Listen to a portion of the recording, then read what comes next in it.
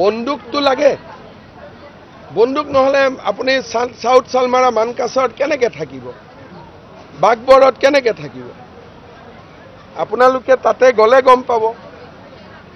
20-25 হাজাৰ মানুহ ঘেৰি আছে মাজত 100 জন মানুহে এখন সত্ৰ লৈ পেলাই বহি আছে তো তেওঁকটো কিবা এটাটো লাগিব না আৰু আমিতো এনেই নিদিও বিচাৰ বিবেচনা কৰিহে দিম গতিকে বন্দুকো লাগিব মাটিও লাগিব অধিকাৰো লাগিব খালি আইনৰ মাজত লাগিব আইনৰ গণ্ডি পাৰ হৈ আমাক একো নালাগে বন্দুকটো লাগে বন্দুক নহলে আপুনি সাউথ সালমাৰা মানকাছাৰত কেনেকে থাকিব বাগবৰত কেনেকে থাকিব আপোনালোকে তাতে গলে গম পাব